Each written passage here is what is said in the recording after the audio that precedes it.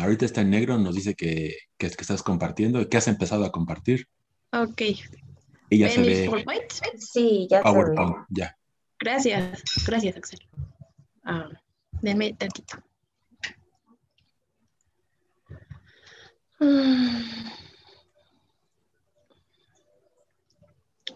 Hola, buenas tardes a todos. El día de hoy yo les voy a hablar sobre Edward Klebs y Friedrich Loeffler y la enfermedad de la difteria.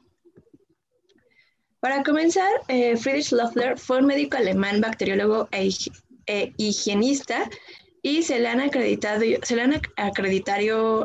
varios descubrimientos de varios microorganismos, entre ellos el agente del muermo, el agente infeccioso de la difteria y el agente que causa la cólera en los cerdos.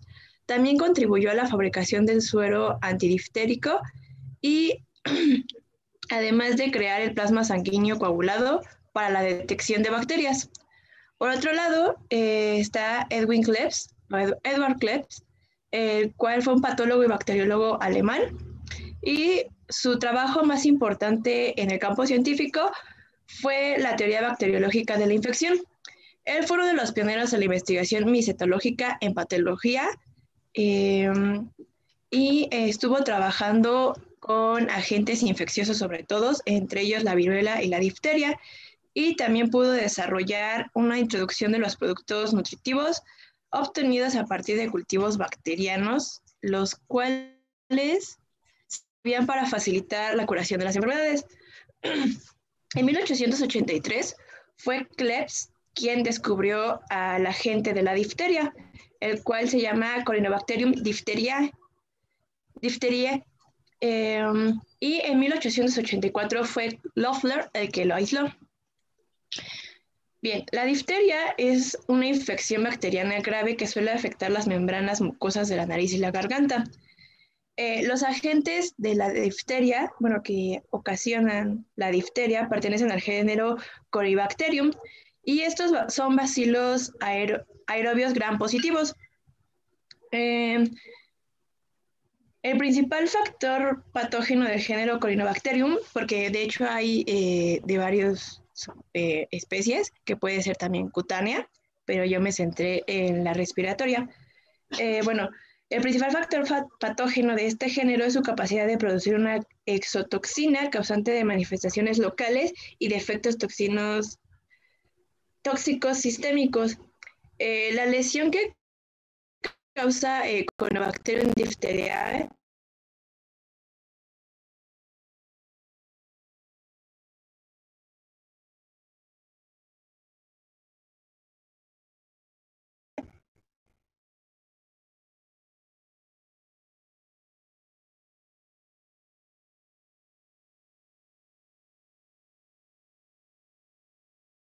difteria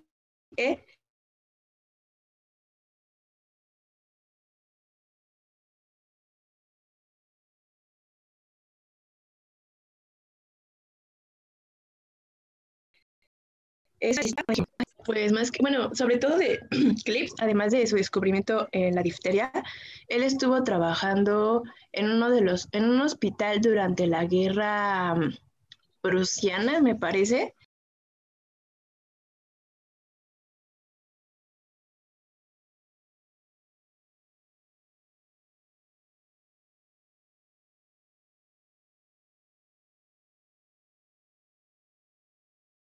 Trabajó bastante bien. No se discernía mucho, ¿no? Era a veces eran las dos cosas, aunque por ejemplo, si recuerdan a Robert Koch, es él eh, más que dedicarse a la clínica, le gustaba más la parte de laboratorio, ¿no? Pero sí, está muy bien. ¿Alguna pregunta para su compañera?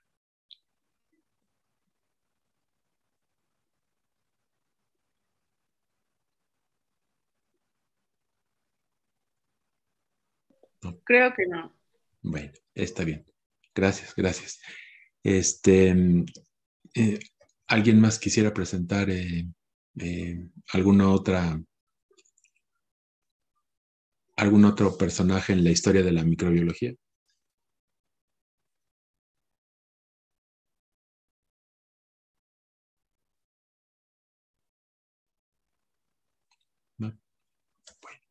Este, pues bueno, entonces vamos a continuar con la clase, ¿no? Em, para esto, ahorita nos vamos a enfocar en...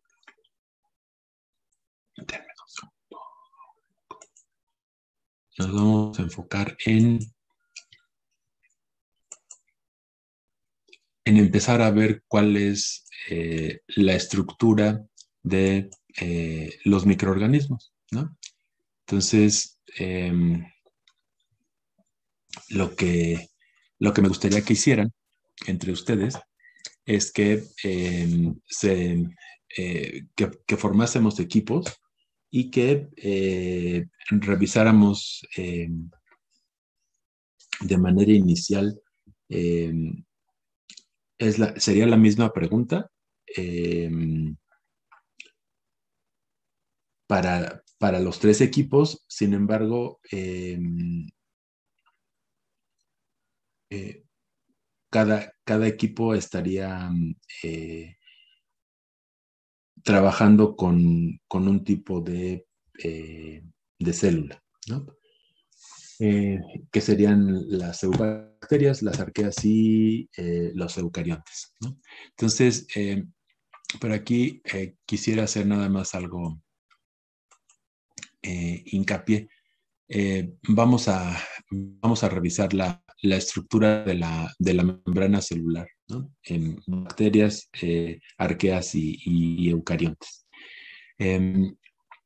Hay algunos libros y a veces como que está eh, esa no separación de lo que es la pared celular de la membrana celular.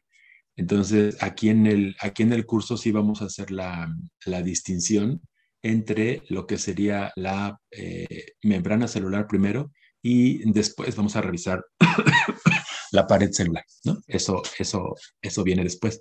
Sin embargo, entonces aquí lo que quiero es que nos quede claro que lo que vamos a revisar ahorita es la membrana celular, ¿sí? No la pared. La pared estaría compuesta del peptidoglicano. Y en el caso de organismos gram negativos de una segunda membrana que tiene características especiales. Pero ahorita lo que quiero es que se centren en la siguiente pregunta y que, que sería para los tres equipos. Sería, ¿cuál es la estructura y la composición de la membrana citoplásmica? Al equipo 1 sería bacterias, al equipo 2 sería arqueas y al equipo 3 sería el caso de eucariontes, ¿no? Sí, sí me queda claro. Digo, sí, sí soy claro. Sí, ¿cuál es la estructura y función? ¿Era? ¿Cuál es la estructura y la composición? Ah, composición. Y también si le pueden ir dando la búsqueda y localización a la función, estaría perfecto. Pero ahorita quiero que se centren en estructura y composición, ¿sí? Tanto de eubacterias, arqueas y eucariontes, ¿sí? Ok, sí. Bueno, entonces déjenme ver, por aquí hay más cosas escritas en el chat. Ya.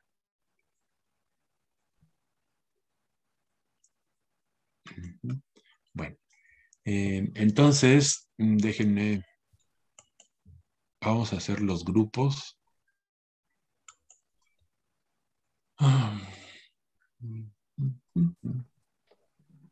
¿Cuántos somos? Uno, dos, dijimos que éramos 12, ¿verdad? Hacemos 3 grupos de 4, ¿les parece? Sí. 3 grupos de 4 y lo que quiero, o sea, van a indagar van a responder a esa pregunta y tendrían que hacer una presentación ya sea en PowerPoint o en alguna otra, o de alguna otra manera para poder dar las características y la composición de la membrana citoplásmica. Céntrense sobre todo en la parte de la composición lipídica, ¿no? De la membrana, ¿sí? Entonces, y tendrían que hacer una presentación para que primero pasemos los que vamos a trabajar con bacterias, luego los que vamos a trabajar con arqueas y luego los de eucariotes, ¿sí?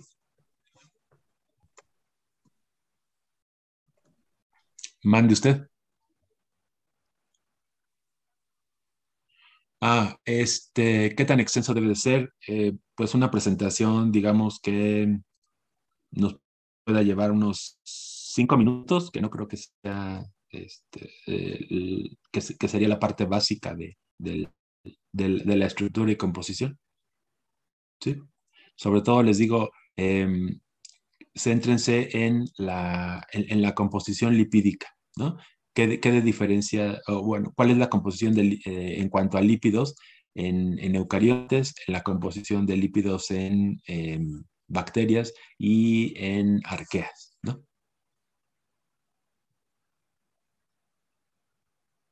¿Sí? Más o menos entre 5 y 7 Sí, minutos. súper. Bueno, entonces voy a crear los grupos. Ya está. Bueno, entonces les digo quién quedó en el grupo 1. Brenda, Fabiola, Francisco, Jacqueline y Raimundo. A ustedes les va a tocar hablar sobre la membrana citoplásmica de bacterias, ¿no? A Diana, a Edith, a Enid y a Yerik les va a tocar hablar sobre las arqueas, sobre la membrana celular de arqueas, y a Alejandra, a Jessica, a Fernando y a Nadia les toca hablar sobre la membrana de células eucariotes. ¿Estamos de acuerdo? ¿Sí? Vale. Y ¿les parece qué les gusta? Mm,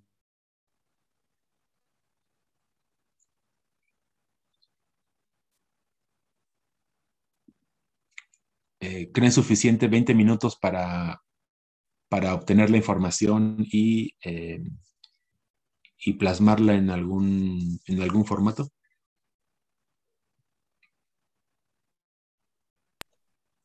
Sí, ¿Cuánto? igual 25, 30. Sí. Sale pues 30 minutos, pero tiene que ser así de una super exposición. ¿Sí? Ok. ¿Sí? Entonces son cuarto para ¿podrían decirme de manera de las generales algunas de esas funciones? Delimitar su permeabilidad. ¿Ah? Delimitan a la célula, ¿no? Uh-huh. ¿Y son permeables completamente las membranas? Son semipermeables. No, son semipermeables. Permeables. ¿Qué significa que sean semipermeables? Que permiten el paso de cierto gradiente. De cierto gradiente o de ciertas sustancias, ¿no? Sí, de ciertas sustancias. Uh-huh. Son selectivamente permeables. Esto quiere decir que algunas sustancias sí las dejan pasar y otras no, ¿no? Por ejemplo, en el caso, digamos, saliéndonos de micro, por ejemplo, si yo tengo a la insulina puede atravesar mis células.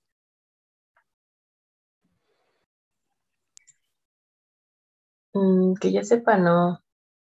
No. Entonces, ¿de qué manera cuando se secreta insulina, mis células saben que hay insulina en el medio y que tiene que haber algo que permita que le dé el mensaje que trae la insulina. Por Por las receptores. proteínas. Por las proteínas receptoras que hay en la célula, ¿no?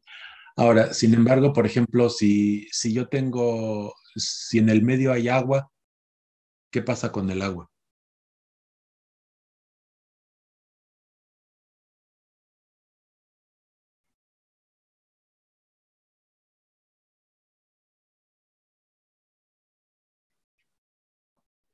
Ah, también activan receptores de aguapinas, ¿no? En algunos casos puede haber receptores de proteínas, ajá, y en otros, ¿sí? Entonces, están las dos vías, a través de acuaporinas o directo por la membrana. Y, por ejemplo, el oxígeno.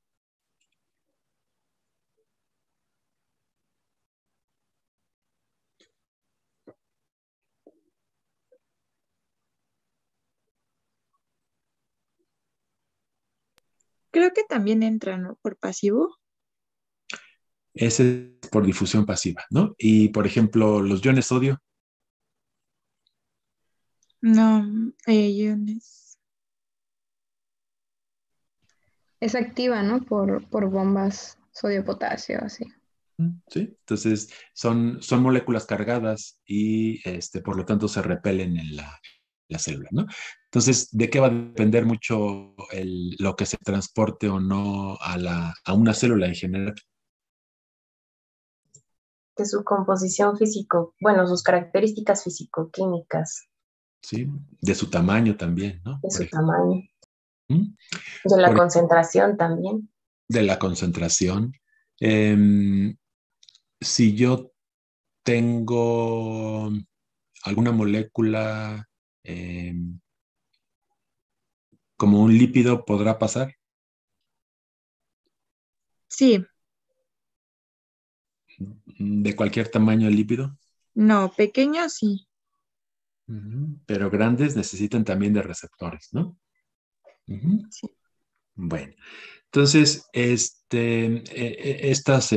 organelos son como les digo, son esenciales para la célula, la delimitan, permiten la entrada y salida selectiva de materiales, porque también tienen que salir materiales de las células y tendrán alguna otra función. Podrán recordar, por ejemplo, en el caso de bacterias, ¿qué otra función podría tener? O en arqueas.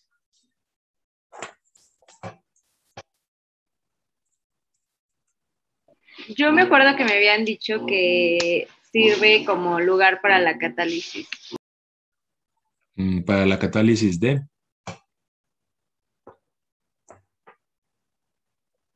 No me acuerdo bien, o sea, solo me acuerdo que algo así había mencionado un profe.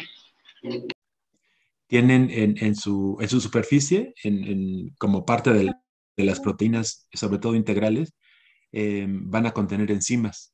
Entonces, muchas de las reacciones que requiere el metabolismo de las bacterias se llevan a cabo en la membrana, ¿no? Sobre todo en la parte interna de la membrana plasmática, ¿no? Por ejemplo, todos los procesos de fotosíntesis ahí se llevan a cabo, ¿no? O los de la respiración celular, aquellas bacterias aerobias, ¿no? Entonces, esa sería otra función. ¿Qué otra función se les ocurre?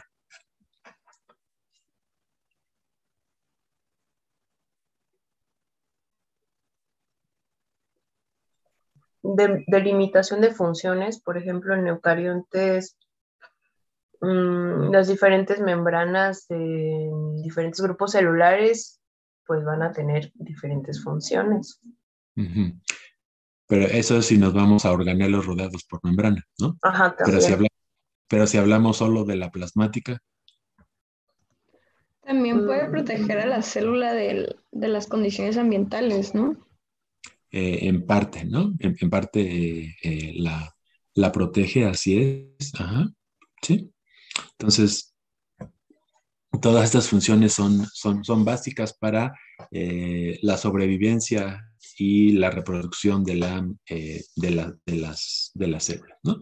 Entonces, vamos a empezar a ver la composición de la membrana plasmática o citoplasmática en el caso de bacterias. El equipo 1 nos quiere dar su presentación, por favor.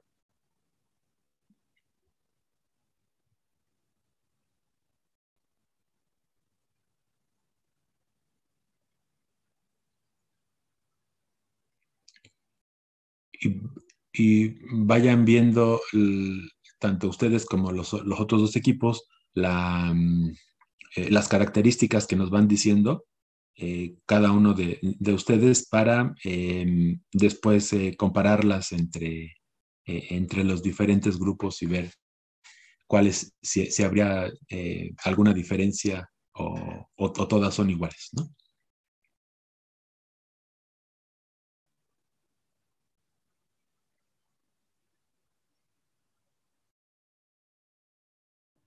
¿Sí se ve? Sí. Ok, perfecto. Hola, buenas tardes. Somos el equipo 1 y les vamos a hablar sobre las membranas celulares bacterianas. Y puedes pasar a la siguiente diapositiva, por favor. Gracias. Bueno, pues la membrana bacteriana es una doble capa lipídica, similar a las demás membranas biológicas que existen, compuesta principalmente por fosfolípidos anfipáticos, es decir, que tienen una parte hidrosoluble y la otra no. Y no poseen esteroles a diferencia de las membranas eucariontes. Esta membrana se halla estabilizada por puentes de hidrógeno con interacciones hidrofóbicas y por iones como el calcio y el magnesio que se combinan con fosfolípidos cargados negativamente. En ellas se encuentran también muchas proteínas transmembranales que facilitan el transporte de sustancias hidrofílicas a través de la misma membrana. Y como dijo el profe, como las bacterias no poseen membranas internas, todos los sistemas como la fosforilación, la oxidación y el transporte de electrones se encuentran al mismo nivel de la membrana celular, en el caso de las bacterias. Bueno, la membrana celular cumple la función de barrera osmótica y tiene permeabilidad selectiva y permite el ingreso de nutrientes y la salida de desechos por mecanismos de transporte, ya sea activo o pasivos. En ella se encuentran los sistemas de fosforilación oxidación y también el transporte de electrones para la producción de energía. Además, tiene las enzimas necesarias para la síntesis de lípidos, de la pared celular, de la cápsula, entre otras. Y pues, finalmente, pues la membrana contiene moléculas receptoras especiales que ayudan a las bacterias a detectar y responder a sustancias químicas del medio externo. Uh-huh. Sí, o sea, en pocas palabras, la membrana citoplasmática es una bicapa de fosfolípidos anfipáticos. Esta pues se compone de dos componentes, uno hidrofóbico y uno hidrofílico. El hidrofóbico son ácidos grasos y el hidrofílico está compuesto por glicerol fosfato. También, como se puede ver en la imagen, tiene proteínas embebidas que, como ya habíamos hablado, sirven, ya había hablado el profesor, sirven como transporte para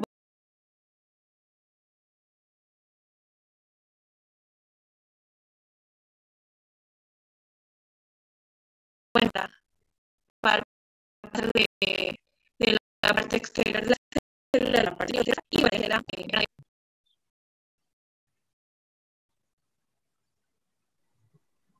Bueno, ya simplemente para recalcar una parte importante sobre estos fosfolípidos membranales en las bacterias, pues cabría destacar que en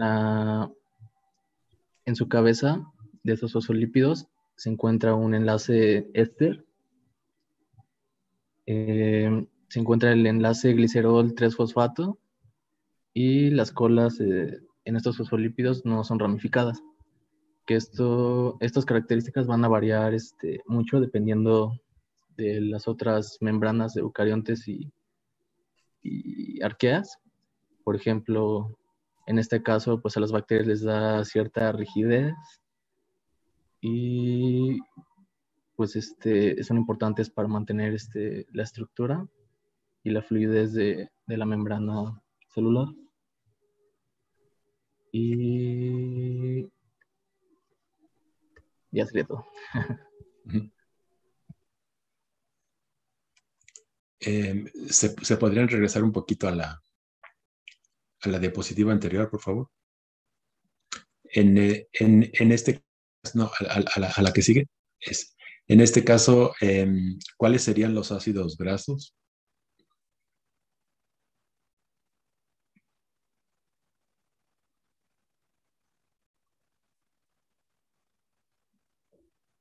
Ahí en el esquemita.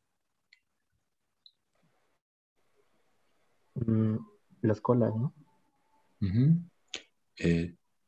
¿Tienen acceso a un puntero? Sí. Permítame. Sí.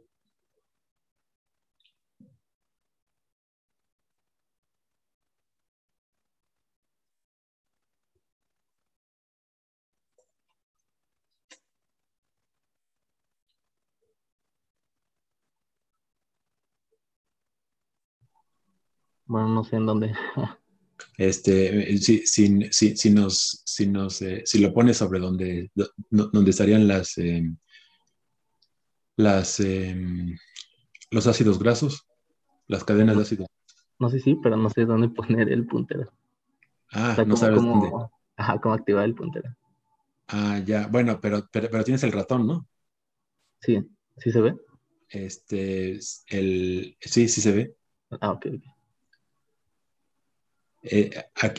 Si te bajas un poquito, si quieres poner lo que le llaman el láser,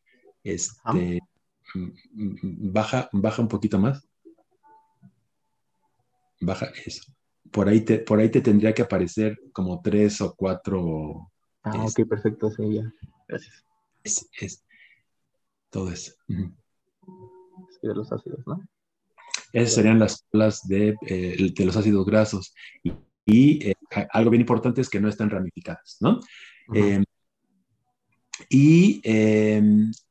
Ahí serían ácidos grasos saturados o insaturados. En ese ejemplo. Estaba leyendo justamente que dependiendo del tipo de bacterias podrían ser los dos. Y pueden de igual forma también dependiendo de la especie cambiar modificar la cantidad de saturados e insaturados. Pero principalmente me parece que son insaturados.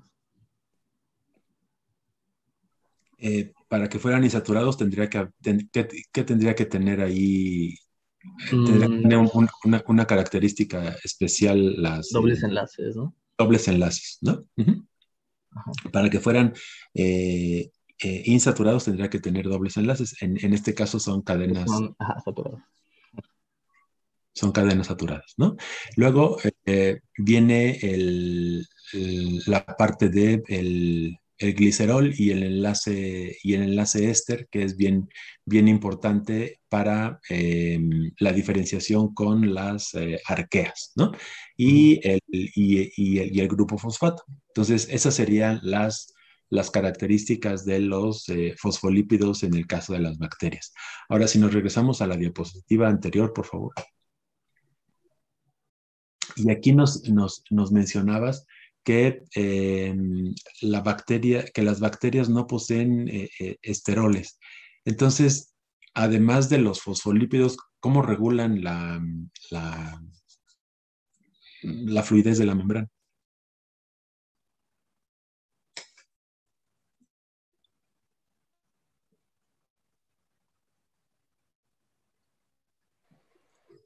Por las proteínas, ¿no? Las intermembranales. Transmembranales, perdón. Las transmembranales. Parte de la fluidez podría ser podrían estar participando las proteínas transmembranales, pero quien le va a dar esa capacidad de movimiento a toda la membrana van a ser básicamente los fosfolípidos, ¿no? Los fosfolípidos y otras moléculas. Pero aquí sus compañeros nos indican que no posee esteroles. Sin embargo, en esa diapositiva hay unas moléculas que están embebidas en la bicapa lipídica y que están en amarillo. ¿Qué son?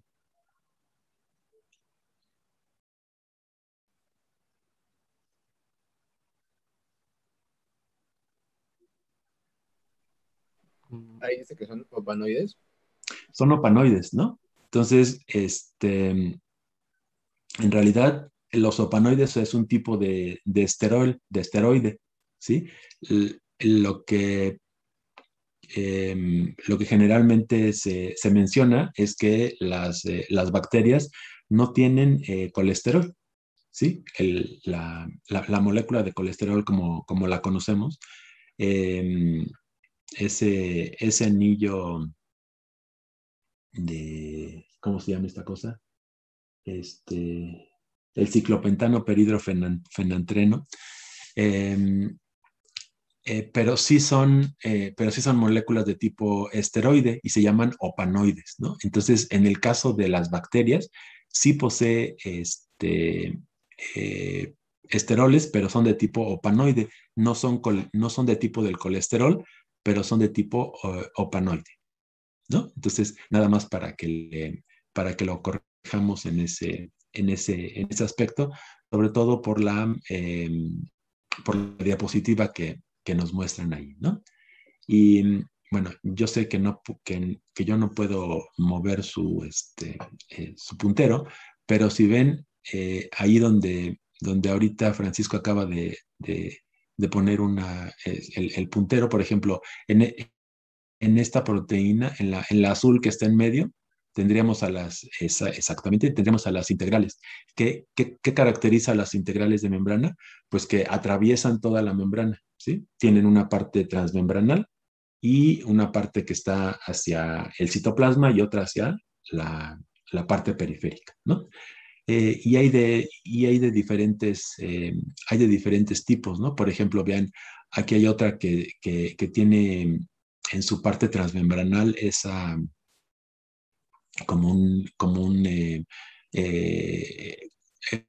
eh, una estructura secundaria de alfa hélice, por ejemplo, y estructuras hacia la parte citoplásmica y la externa que no tienen esa estructura secundaria, ¿no?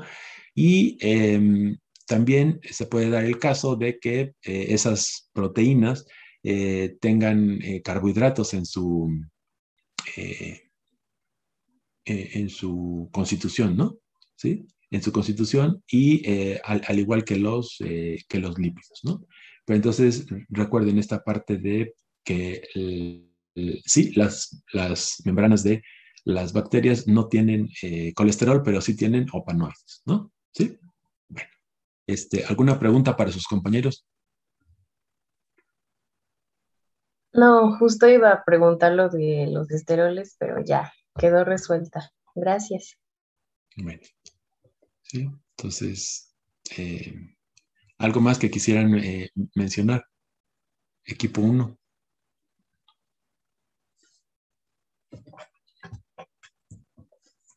No, me parece que no. Sale, bueno. Pues muchas gracias, jóvenes. Muy buena presentación. Gracias. Listo. Bueno, entonces vámonos con el equipo 2. Le toca hablar de la composición y la estructura de las membranas bacterianas, las arqueas, ¿no? Cuando nosotros hablamos de arqueas, generalmente, ¿cuál es su definición? Cuando hablan de arqueas.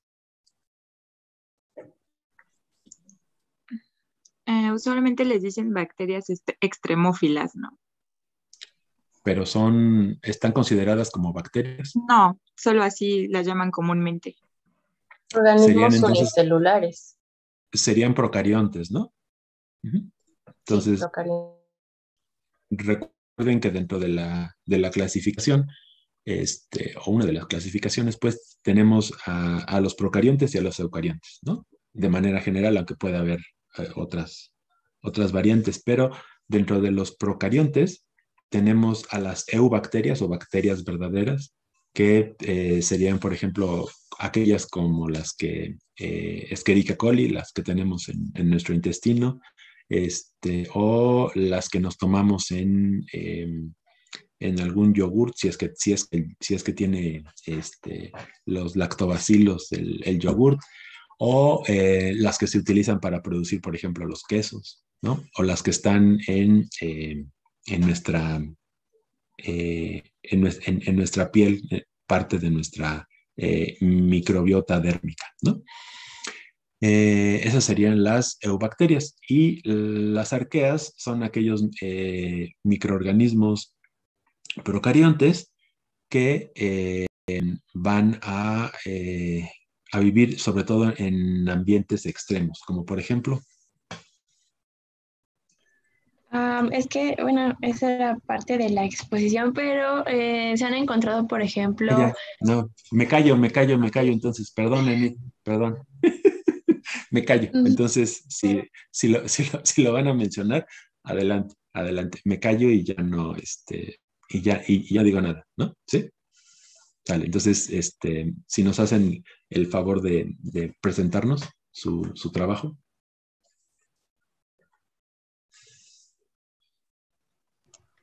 ¿Ya pueden observar la pantalla? Dice que estás compartiendo. Está cargando. Ok. Todavía no la vemos. Bueno, al menos yo no la veo. Y ahora sí, dice membrana de arqueas. Listo. Ok, buenas tardes a todos. Mi equipo y yo les vamos a hablar sobre la membrana de las arqueas. Y bueno, para comenzar... las arqueas, las arqueas se trata de un grupo de microorganismos unicelulares del dominio arquea y tienen una morfología procariota, es decir, que no tienen núcleo. Pueden llegar a medir de entre 0.1 micromicras, ¿sí? A 15 micras. Ajá. Micrómetros. Ajá. Micras o micras. Puede ser, son relativamente sinónimos. Micrómetros o micras. Ok, gracias. Sí. Su alimentación es muy distinta a la de las bacterias porque pueden aprovechar compuestos inorgánicos. Son quimiótrofos y se pueden aprovechar de compuestos como el hidrógeno, el dióxido de carbono, alcoholes, azufre, hierro, entre otros. Este grupo de microorganismos tienen una historia evolutiva muy independiente a las bacterias y muestran muchas diferencias en su bioquímica con las otras formas de vida. Es por eso que fueron separadas y clasificadas.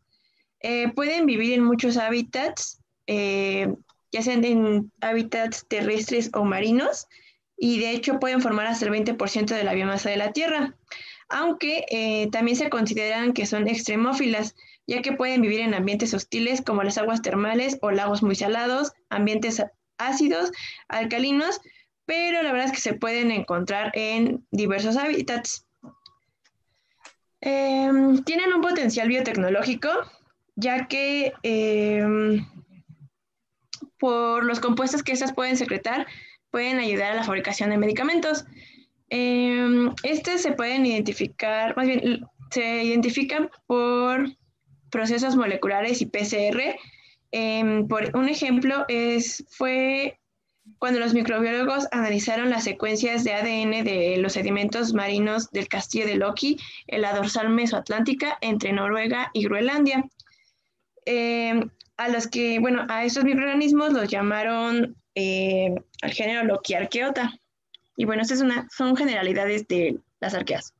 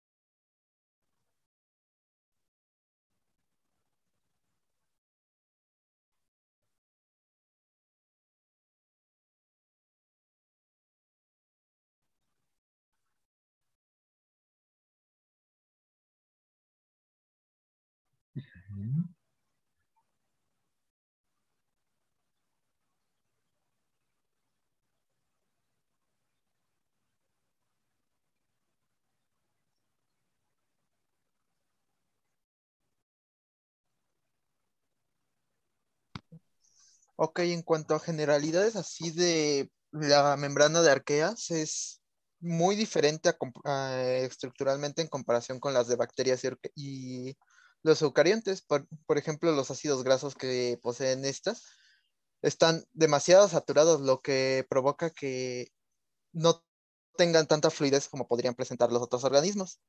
También presentan hidrocarburos de cadena ramificada que se unen a los gliceroles de la membrana plasmática, perdón, no sé hablar, mediante un enlace éter.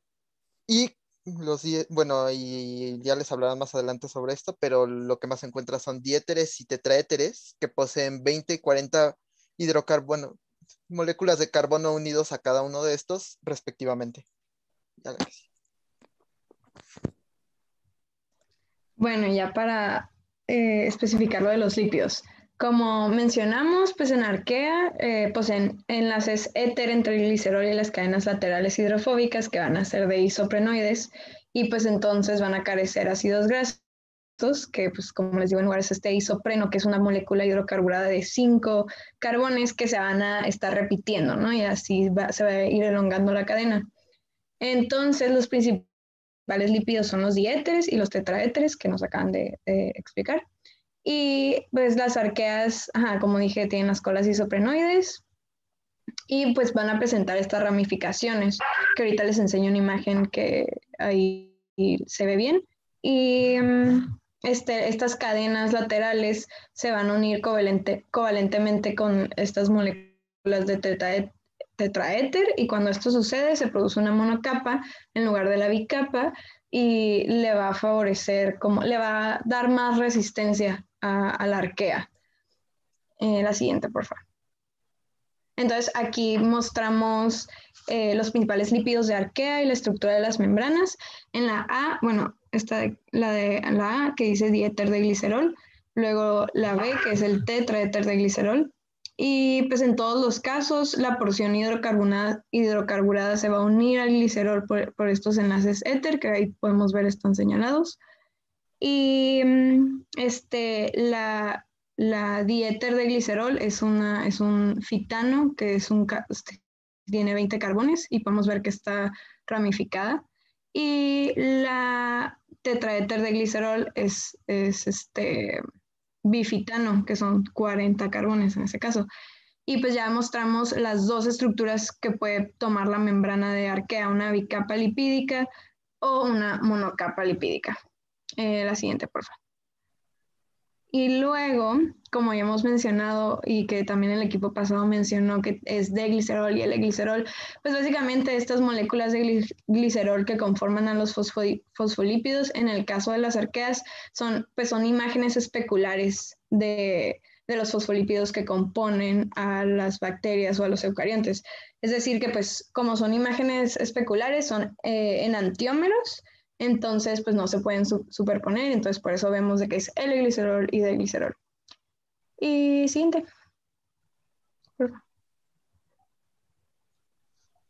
Y bueno, como algunos ejemplos tenemos tenemos algunos organismos de arqueas como las hipertermófilas, que son organismos que se desarrollan por lo regular en zonas que tienen muy altas temperaturas, y estas hacen uso de la estructura tetraéter para permitir la formación de una monocapa lipídica, lo que les permite resistencia para que se descompongan en fragmentos y puedan sobrevivir a estas temperaturas tan altas. La siguiente, por favor. Y por otro lado tenemos a las arqueas halófilas, que son arqueas que se caracterizan por vivir en zonas que poseen un alto contenido de salinidad y que hacen uso de los carotenoides como función de protectora para evitar la fotooxidación. Y pues ya sería todo.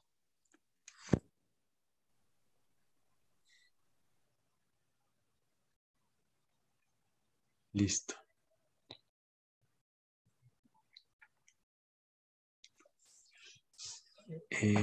Gracias también. Muy buena presentación. Aquí en el caso de las arqueas, a ver, primero, por ahí nos mencionaba su compañera Enid que estas arqueas están diferenciadas filogenéticamente de las bacterias, ¿no? Ya desde Carl Guth, que había hecho esa separación, pero ahora conforme se han ido todavía investigando mucho más, se ha propuesto que incluso podían tener que ver con el origen de los eucariontes. Por ahí luego revisaremos un pequeño fragmento de un artículo acerca de esto, ¿no? ¿Y por qué, saben ustedes por qué se les llama las loquiarqueotas? ¿O a qué se refiere eso de Loki? ¿Tiene que ver con los Avengers o algo así? No, es por el lugar en las que fueron tomadas, que fue del castillo de Loki. Uh-huh. En realidad, toda esta parte de Loki y todos esos personajes son de la mitología noruega, ¿no? Son de la mitología noruega. Nada más se los pongo porque luego muchas veces hay quienes dicen que son que les pusieron el nombre de Loki por Marvel y esas cosas, pero en realidad no es por eso, sino es por la mitología noruega, que para nosotros es nueva. Bueno, al menos para mí es nueva, ¿no? Yo no la sabía, ¿no? Pero bueno, está esa parte. Ahora, también ustedes nos mencionan que una de las grandes diferencias es que en realidad las arqueas no tienen ácidos grasos, sino tienen cadenas de isoprenoides, ¿no? Y esas cadenas de isoprenoides van a estar asociadas con el glicerol. Entonces, primero vámonos con el glicerol. cuando se forman, cuando hay esa polimerización de los isoprenoides para formar las cadenas largas de 20 o de 40 átomos de carbono, como ustedes nos mencionan, se tienen que unir al glicerol. ¿Qué diferencia había entre el glicerol de las eubacterias y el de las arqueas?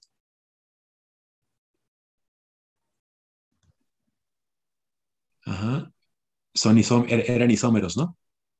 En el caso de las arqueas que tenemos, ¿es L o D glicerol? ¿Cuál? Ajá, pero Es glicerol, el de las arqueas. Y el ¿es de cuál? el glicerol. Y el de las L-glicerol. bacterias o otros eucariontes es de glicerol. Es de glicerol, ¿no? Entonces ahí tenemos una diferencia para que la vayan anotando, ¿no? Entonces, en cuanto a la composición del glicerol. Luego, también nos decían que bueno, en cuanto al glicerol y en cuanto a que las bacterias tienen ácidos grasos y las arqueas tienen isoprenoides.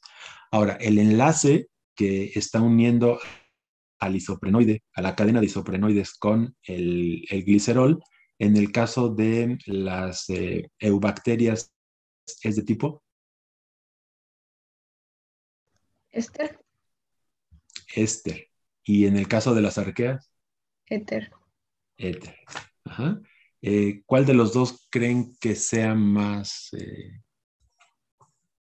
fuerte eh, eh, termodinámicamente hablando? ¿Cuál de los dos sería más fuerte?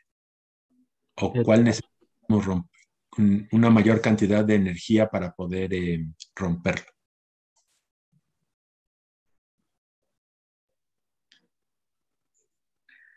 El éter. El éter. El éter, ¿no? Sí. Entonces, y de eso es parte de lo que se aprovechan las arqueas para vivir en esos ambientes tan extremos como los que viven, ¿no? Que son, que pueden ser muy ácidos, que pueden ser o muy, muy salinos, ¿no? Esa parte de lo extremófilo, ¿no? Entonces, además, otra diferencia entre bacterias, eubacterias y arqueas, es que los isoprenoides pueden ser ramificados. ¿Y qué pasaba con los ácidos grasos?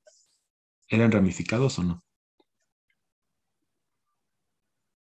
No, no eran ramificados. Eran ramificados, ¿no? Entonces ahí tenemos ya esas características y diferencias. Ahora,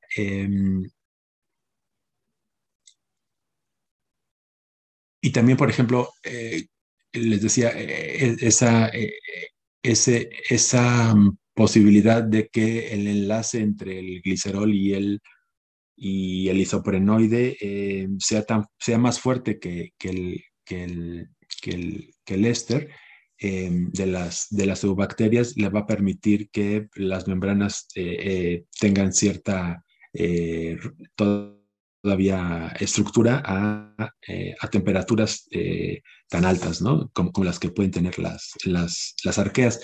¿Tienen ustedes alguna idea de a qué temperatura más o menos podría sobrevivir una arquea?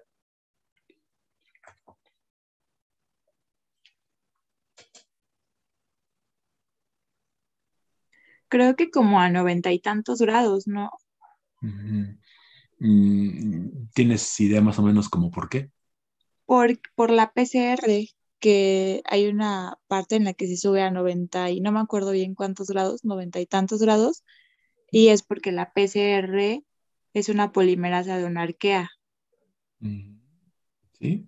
Entonces, también sus compañeras nos mostraron y sus compañeros nos mostraban que tienen potencial biotecnológico, ¿no? Entonces, de estas arqueas se pudo obtener esa polimerasa que resiste a temperaturas tan altas como 94 grados centígrados, que lo podemos subir de manera eh,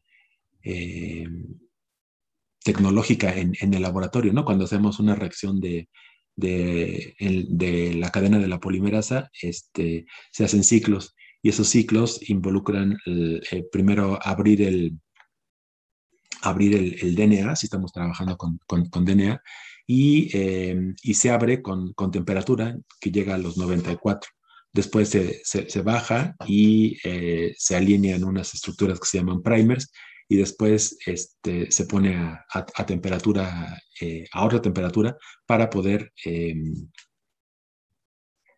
polimerizar las nuevas cadenas, ¿no? Pero bueno, eso lo veremos después. Entonces, también tienen un excelente potencial biotecnológico y evolutivo también, ¿no? Bueno, ¿alguna pregunta del resto del grupo?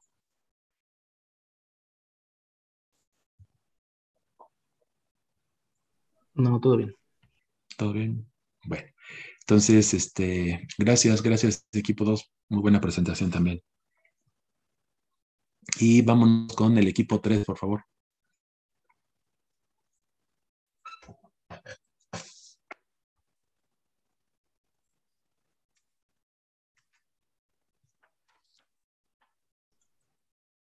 Sí, ¿quién va a presentar, chicas? Yo creí que tú ibas a presentar, Nadia. Ah, ¿Puedes? vale. Sí. Ah, gracias.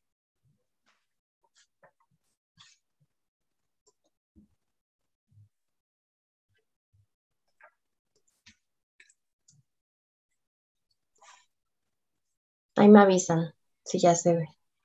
Ya se puede ver. Ah, perfecto. Bueno, nosotros les vamos a platicar sobre la membrana citoplasmática en los eucariontes.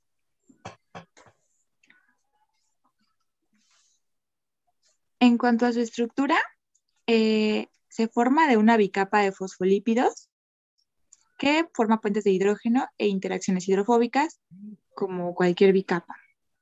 Los fosfolípidos formados por ácidos grasos tienen su lado hidrofóbico y también tienen su lado hidrofílico.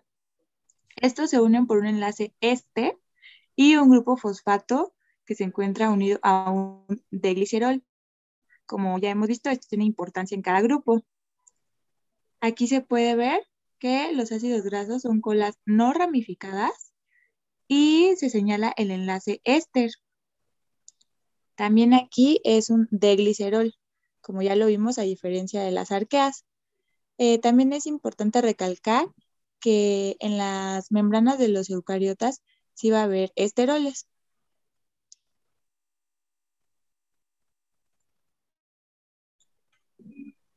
Y bueno, hablando un poco de lo que genera su estructura, esto les provee de un dinamismo y una fluidez, ya que pueden cambiar las moléculas incluso de ubicación en la membrana, porque son estructuras asimétricas, ya que varían tanto en composición interna, de la superficie interna, perdón, y externa en el acomodo de los lípidos y las proteínas, porque realizan diferentes funciones.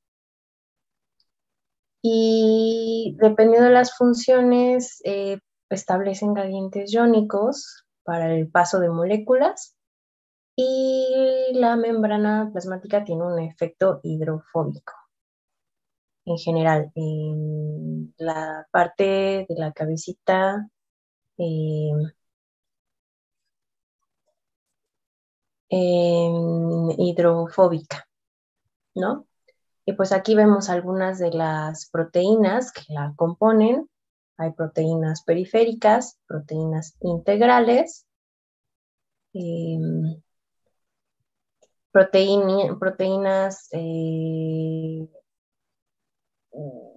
transmembranales nada más, cabezas de fosfolípidos, una porción glucídicas de glucoproteínas, como vemos aquí, pegadas a otras proteínas, y en el caso de eucariontes, que es lo más importante, sí vemos una composición lipídica con colesterol. Bueno, como mencionaba mi compañera, en referente a la simetría de la membrana plasmática, podemos ver que la composición, tanto en la cara externa como interna, podemos ver que hay una distribución diferente de los componentes lipídicos. Por ejemplo, en la capa externa podemos encontrar esfingolípidos, y donde el más abundante son las esfingomilinas. También podemos encontrar fosfatidilcolina y podemos encontrar colesterol. Y en la parte interna podemos encontrar fosfatidiletoanolamina, fosfatidilinilisol y fosfatidilglicerina. Y bueno, aquí vemos que el colesterol juega un papel importante regulando la fluidez de la membrana y se encuentra insertado en su grupo hidroxilo próximo a las cabezas polares de los fosfolípidos, y su región apolar se encuentra integrada en las cadenas carbonadas apolares. Y bueno,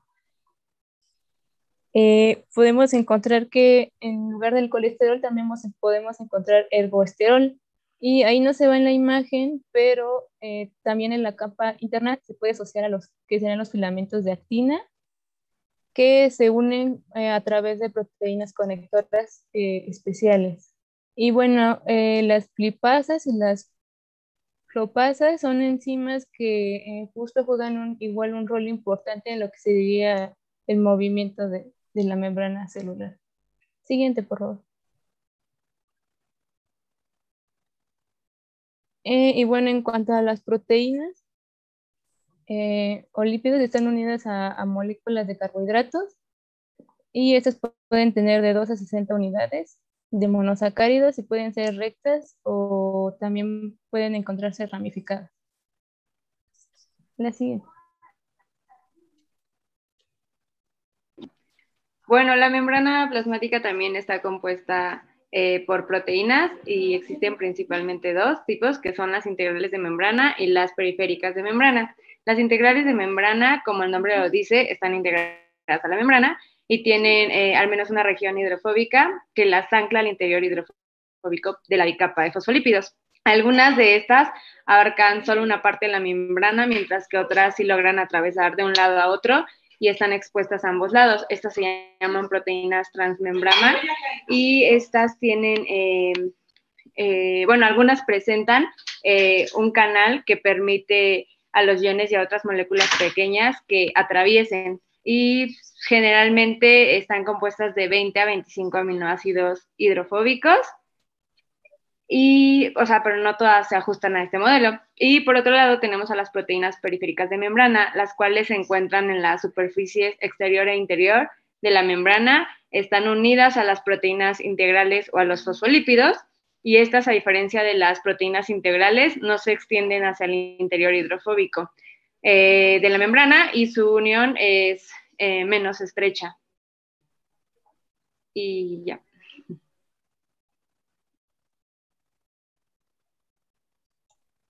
Y bueno, aquí finalmente yo agregué esta tabla que nos está indicando como diferentes composición lipídica en diferentes membranas en una célula eucariota respecto a E. coli.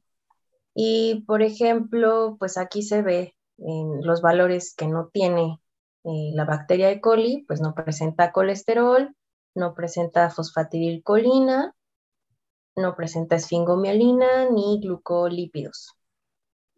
Entonces, para darnos una idea más o menos de los diferentes lípidos que presentan las membranas plasmáticas en eucariotes. Y eso sería todo por nuestra parte. Listo.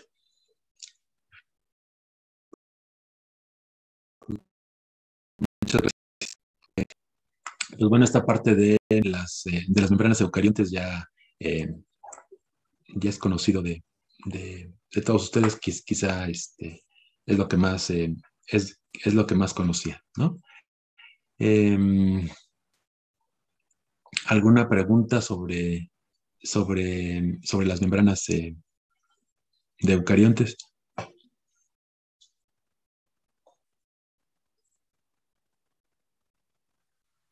No, bueno, también. Creo que no, pero me gustaría como, no sé, preguntar, es un poco una pregunta, Ajá.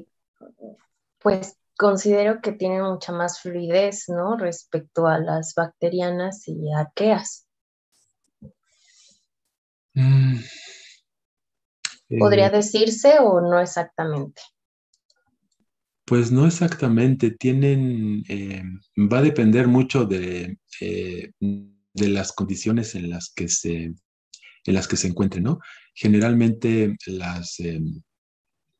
los eucariontes, y sobre todo aquí, bueno, si hablamos de microorganismos eucariontes, van a estar expuestos directamente al ambiente, ¿no? Sobre todo los unicelulares. Entonces, su composición también tiene que ser relativamente rígida para poder participar en la protección hacia la célula.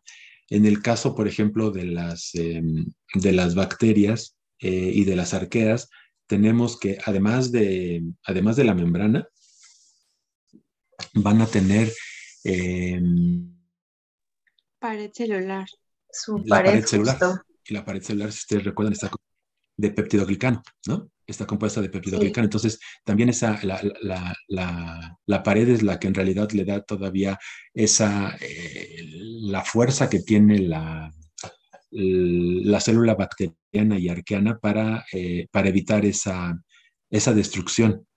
Y además, si ustedes también recuerdan, en el caso de las células gram negativas, además de la pared celular, tienen una segunda membrana, ¿no? Una membrana externa. Y esa membrana externa que tiene diferencias en la bicapa. La bicapa, la cara que da hacia la pared celular de peptidoglicano, que es mucho más delgada que en las gram positivas, va a estar constituida generalmente de fosfolípidos, ¿no? En el caso de las bacterias gram negativas. Pero la cara que da hacia la parte exterior de la célula, en la membrana de las bacterias gram, en la membrana externa de las bacterias gram negativas, va a estar básicamente compuesta de una sustancia que se llama lipopolisacárido, junto con moléculas de fosfolípidos. Pero lo que más abunda en esa membrana externa de las bacterias gram negativas es una molécula que se llama lipopolisacárido, perdón, lipopolisacárido, ¿no? Que ya iremos viendo la siguiente clase. Entonces, y además de eso, las bacterias y arqueas tienen otras estructuras como una cápsula o como hay una capa que se llama capa S, que también revisaremos posteriormente, y que les da protección, ¿no? Entonces, y en el caso de los eucariontes, por ejemplo, las plantas, pues ya ven, tienen su pared celular que también está regulando la estructura de la célula y bueno, en el caso de nosotros tenemos la formación de tejidos, ¿no? Entonces, sí hay en todas hay esa fluidez y esa capacidad de entrar y salir sustancias. Entonces, yo creo que, bueno, o al menos desde mi perspectiva, tendrían una función muy similar, aunque tuvieran aunque estuvieran constituidas por diferentes moléculas, ¿no? Vale, de acuerdo. Gracias, profe. ¿De qué? Bueno, entonces, uy, me faltan 2 minutos. bueno, déjenme ver si les puedo nada más presentar esto. Ahí está, ¿no? Les pongo este. Déjenme quitar esto porque... Okay. Bueno, entonces, resumiendo, que es algo, quizás sea la misma imagen del equipo. Esta sería la estructura de la membrana celular de las bacterias, donde tenemos a los fosfolípidos, las proteínas integrales y periféricas de membrana y los carbohidratos unidos a lípidos o a las proteínas, ¿no? Y la presencia de los opanoides que van a regular esa fluidez que van a regular la fluidez de la membrana en las bacterias. Recuerden, son esteroles o esteroides, pero no son de tipo del colesterol, ¿no? Entonces, vean aquí, esta es la estructura del colesterol y estos son ejemplos de opanoides, ¿no? Estas serían las estructuras de los opanoides con respecto a al colesterol, ¿no? Para que tengan una idea de la característica química y la diferencia entre colesterol y opanoides. Después, aquí, esta sería la de los eucariontes. Pues también es lo que ya nos mencionaron sus compañeras. Una bicapa de fosfolípidos, donde también tiene, entre otras cosas, colesterol, ¿no? Como parte de la molécula que regularía esa fluidez en la membrana. Las proteínas transmembranales y periféricas, y aquí sí la gran cantidad de oligosacáridos que hay unidos a proteínas o a fosfolípidos, ¿no? Y aquí tendríamos una tablita de esas diferencias, ¿no? El estereisómero va a ser el L-glicerol en arqueas y el D-glicerol en eubacterias y eucariontes, ¿no? Aquí estaría el enlace éter, que sería de este lado en las arqueas, y el enlace éster en las bacterias y en los eucariontes, ¿no? ¿Qué más? El glicerol, que es el glicerol en arqueas, y el D-glicerol en eubacterias y arqueas. En el caso de bacterias y eucariontes, tenemos ácidos grasos y terpenos en arqueas, ¿no? Que serían cadenas de isopreno ramificadas, ¿no? Contra las lineales de los ácidos grasos. Y aquí, algo que ustedes también ya vieron, estos serían ejemplos de las monocapas que se pueden formar en el caso de las arqueas, en estas dos, en esta y en esta. Pero si ustedes ven, como también nos dijeron el equipo 2, se pueden formar bicapas, ¿no? ¿Sí? Y pueden tener estos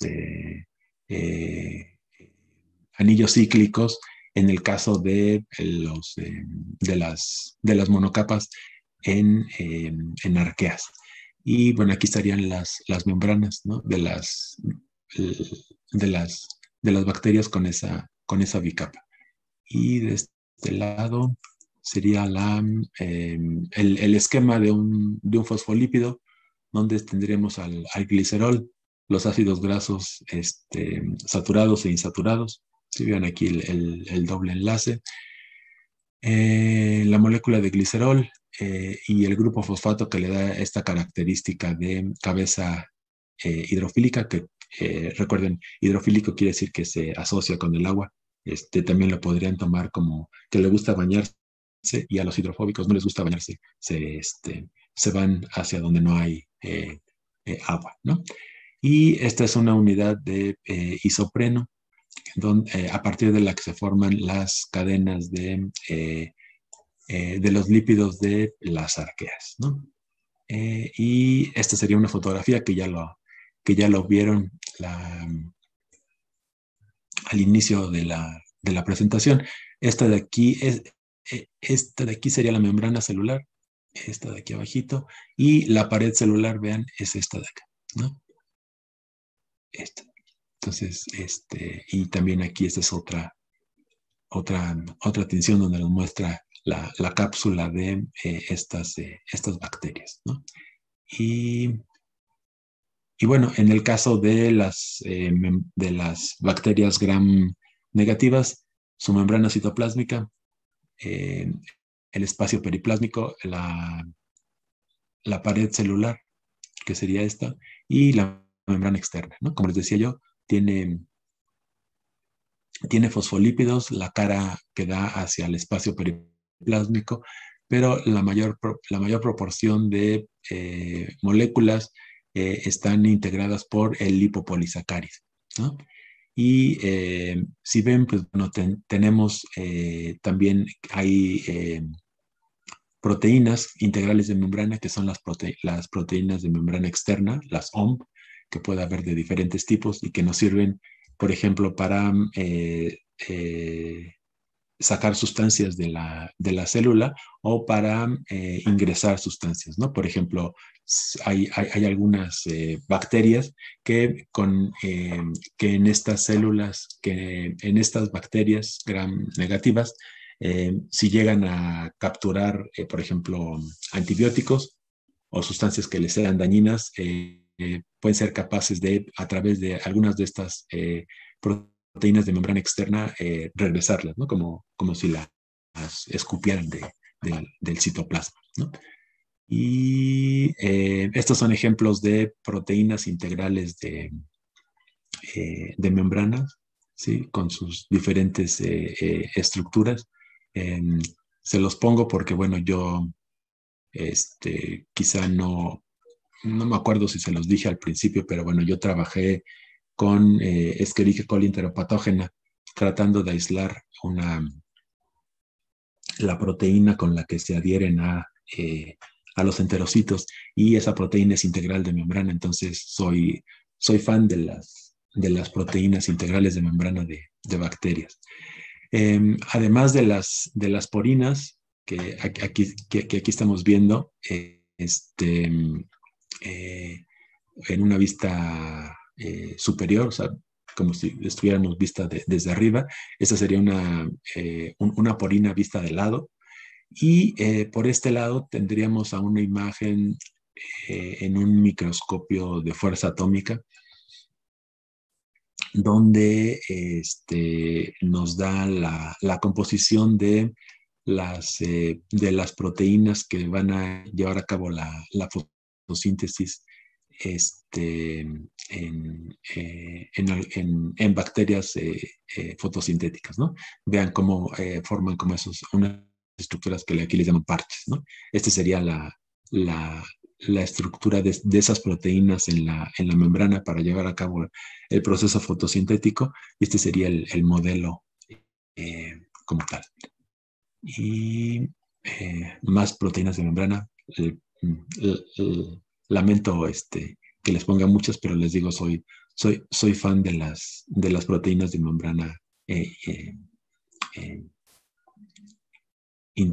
están transmembranales, ¿no? Aquí hay diferentes de ellas. Y aquí hay otras. Y bueno, aquí en este lado tendríamos la estructura de la molécula del lipopolisacárido, que lo veremos la siguiente clase,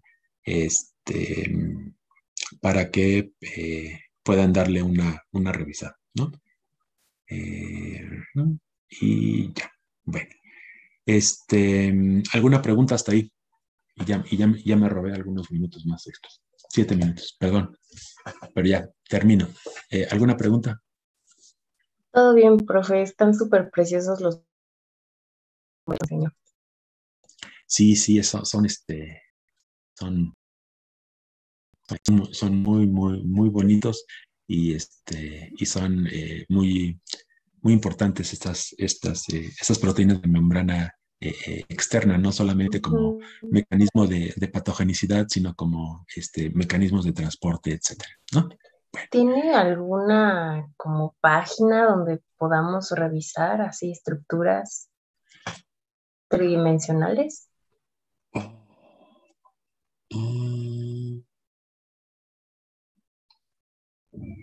No, sinceramente no, pero Ok, pero si la encuentro, se las pongo en el aula, en el classroom, ¿sí? va, perfecto. Muchas gracias. Vale, pues. Entonces, ¿no tiene ninguna otra pregunta? Bueno, entonces,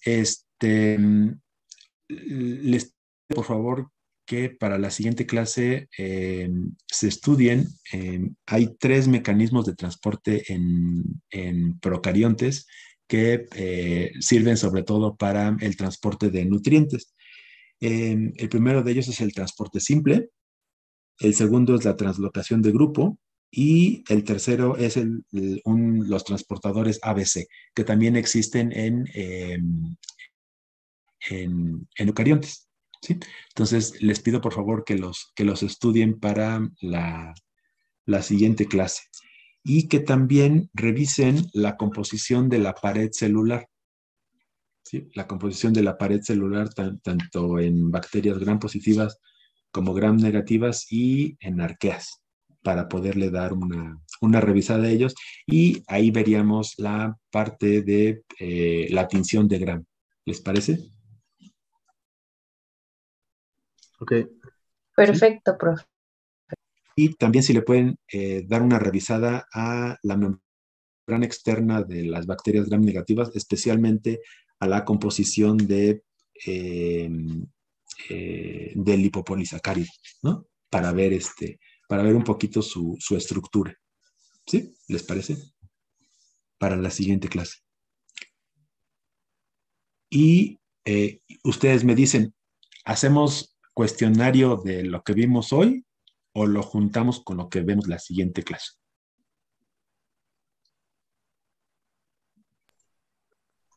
Yo creo Hacemos que hoy. sí, de lo que hoy vimos, está bien. ¿Lo que vimos hoy? ¿Sí?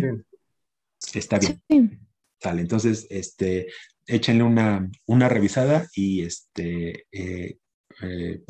hacemos lo mismo la siguiente sesión, unas 10 preguntas. Espero poderlas ya subir al Classroom y si no, pues bueno, se las seguiré mandando por, como lo